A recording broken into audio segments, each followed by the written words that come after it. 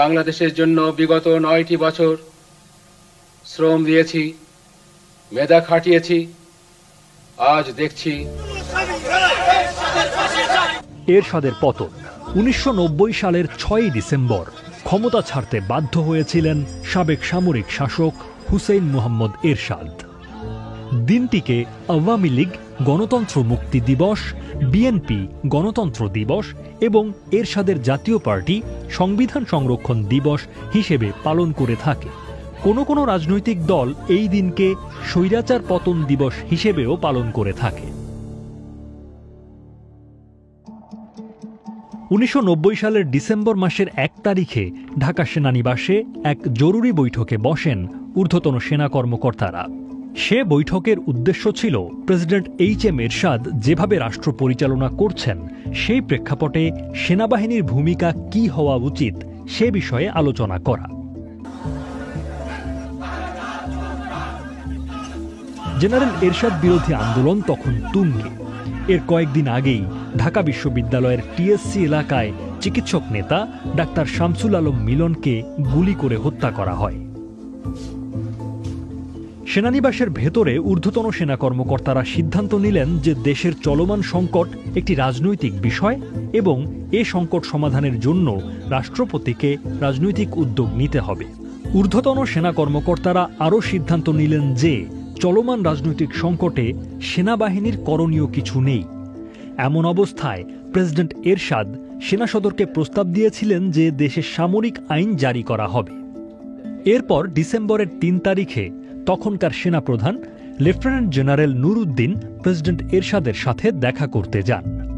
সেনা কর্মকর্তারা চেয়েছিলেন যে সেনাবাহিনীর প্রধান লেফটেন্যান্ট জেনারেল নুর উদ্দিন যেন প্রেসিডেন্ট এরশাদকে পদত্যাগের জন্য সরাসরি বলেন।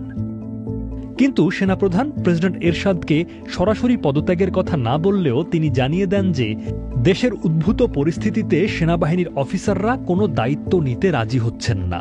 তখন ঢাকা সেনানিবাসে ব্রিগেডিয়ার পদে কর্মরত ছিলেন আমিন আহমেদ চৌধুরী, যিনি পরবর্তীতে মেজর জেনারেল হয়েছিলেন। মিস্টার চৌধুরী 2013 সালে পরলোক গমন করেন।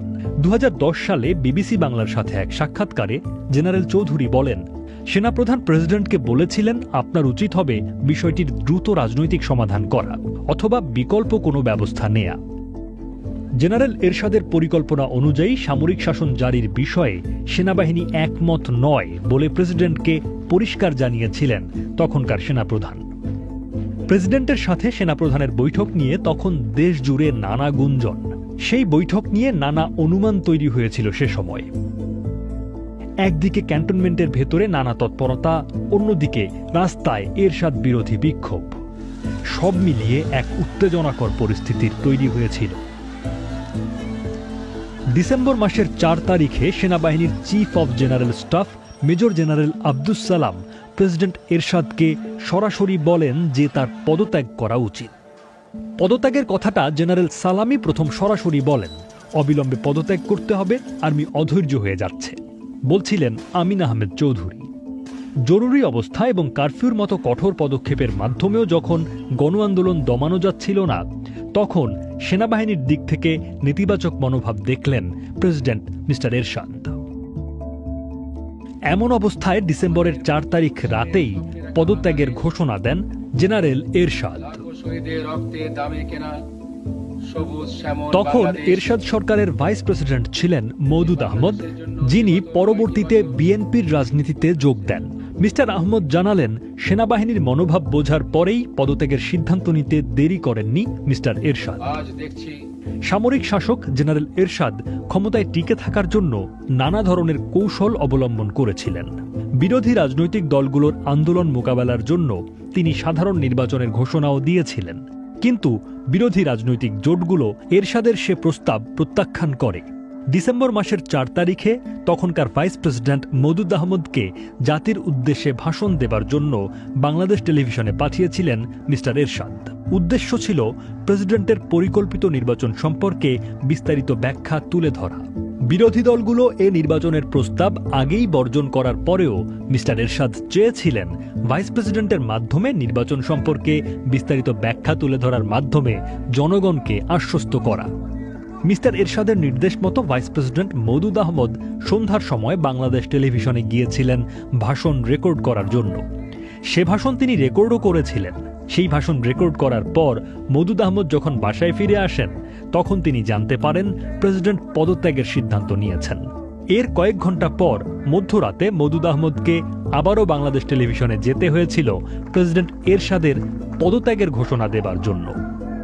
1990 সালের 4 ডিসেম্বর রাতের স্মৃতিচারণ করতে গিয়ে মওদুদ আহমদ বিবিসি বাংলাকে বলেছিলেন, প্রথম ভাষণ রেকর্ড করে আমি যখন বাসায় ফিরে আসলাম, তখন আমার স্ত্রী বললেন প্রেসিডেন্ট সাহেব ফোন করেছিলেন। তখন আমি ওনাকে ফোন করলাম। উনি তখন বললেন আমি এখনই পদত্যাগের সিদ্ধান্ত নিয়েছি। তখন আমি ওনার বাসায় গেলাম। তখন রাতে নিউজের পরে ওনার পদত্যাগের ঘোষণা দেয়া হলো। এরশাদ বিরোধী আন্দোলনে বিভিন্ন সময় ছন্দপতন হয়েছিল। 1987 সালে একটি মিছিলে পুলিশের গুলিতে নূর হোসেন নিহত হবার ঘটনা আন্দোলনে গতি এনেছিল। আওয়ামী লীগ এবং বিএনপির নেতৃত্বে রাজনৈতিক জোট একই সাথে আন্দোলন কর্মসূচি নিয়ে এগিয়েছে। জামায়াতে ইসলামীও মাঠে ছিল। 1990 সালের অক্টোবর মাস থেকে ছাত্র সংগঠনগুলো সর্বদলীয় ছাত্র ঐক্যের ব্যানারে আন্দোলনে অগ্রণী ভূমিকা নিয়েছিল। সে সময় ঢাকা বিশ্ববিদ্যালয় কেন্দ্রীয় ছাত্র সংসদ বা ডাকসুর সাধারণ সম্পাদক ছিলেন বিএনপি সমর্থিত ছাত্র সংগঠন ছাত্র দলের নেতা খায়রুল কবির খোকন। তিনি বলছিলেন 27 নভেম্বর চিকিৎসক নেতা ডাক্তার শামসুল আলম মিলনকে হত্যার পর আন্দোলনের মোড় ঘুরে গিয়েছিল। ঢাকা বিশ্ববিদ্যালয় ক্যাম্পাসকে দখল করার জন্য বহিরাগত মাস্তানরা পরিকল্পিতভাবে ডাক্তার মিলনকে হত্যা করেছিল। এটা ছিল আন্দোলনের টার্নিং পয়েন্ট, বলছিলেন মিস্টার খোকন। ডাক্তার মিলন যখন রিকশায় করে ঢাকা বিশ্ববিদ্যালয় এলাকা দিয়ে যাচ্ছিলেন, তখন তাকে গুলি করে হত্যা করা হয়।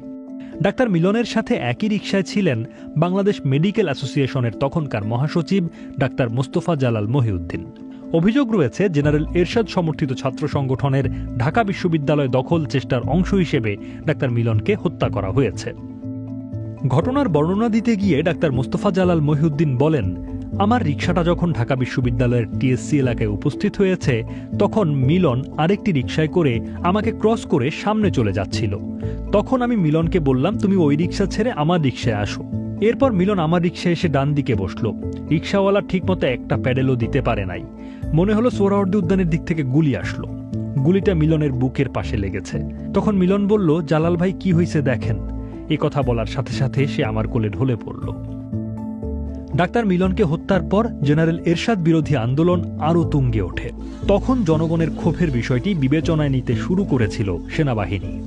একই সাথে জেনারেল এরশাদের ওপর থেকে সমর্থন প্রত্যাহারের প্রক্রিয়াও শুরু করেছিল সেনাবাহিনী। ডাক্তার মিলন হত্যাকাণ্ডের পর আন্দোলন সামাল দিতে সেনাবাহিনী মোতায়েন করতে চেয়েছিলেন প্রেসিডেন্ট এরশাদ। প্রয়াত মেজর জেনারেল আমিন আহমেদ চৌধুরীর বর্ণনা মতে সেনাবাহিনী সৈনিকদের পাঠিয়ে রাস্তায় মোতায়েন করার পরিবর্তে রমনা পার্কে সীমাবদ্ধ করে রাখে। কমান্ডিং অফিসাররা সরকারের অপকর্মের দায়িত্ব নিতে রাজি ছিলেন না।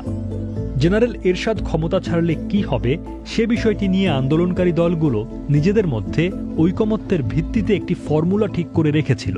সেই ফর্মুলা মতে সাধারণ নির্বাচন পরিচালনার জন্য 3 মাস মেয়াদী একটি অন্তর্বর্তীকালীন সরকার গঠনের কথা ছিল।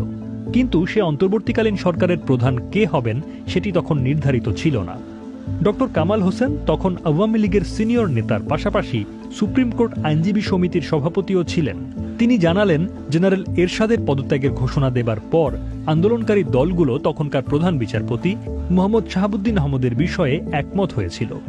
অস্থায়ী সরকার প্রধানের নাম আসার পর 6 ডিসেম্বর রাষ্ট্রপতির দপ্তরে ক্ষমতা হস্তান্তরের প্রক্রিয়া হয়েছিল। ক্ষমতা হস্তান্তর প্রক্রিয়া সম্পর্কে ব্যারিস্টার মওদুদ আহমদ বলেন, 5 তারিখে বিরোধী দল থেকে আনুষ্ঠানিক প্রস্তাব আসলো যে প্রধান বিচারপতি শাহাবুদ্দিন সাহেব উপরাষ্ট্রপতির পদ গ্রহণ করে তারপর ভারপ্রাপ্ত রাষ্ট্রপতির কাজ করবেন তিনি এবং তার অধীনেই একটি নির্দলীয় সরকার হবে।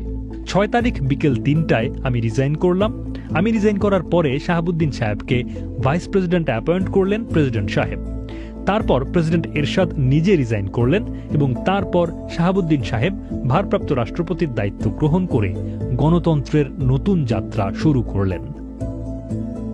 ডিসেম্বর মাসের 4 তারিখে জেনারেল এরশাদ যখন পদত্যাগের ঘোষণা দিয়েছিলেন, তখন রাস্তায় মানুষের যে ঢল নেমেছিল সেটি 6 ডিসেম্বর বিচারপতি শাহাবুদ্দিন আহমদের কাছে জেনারেল এরশাদের ক্ষমতা হস্তান্তর পর্যন্ত বজায় ছিল।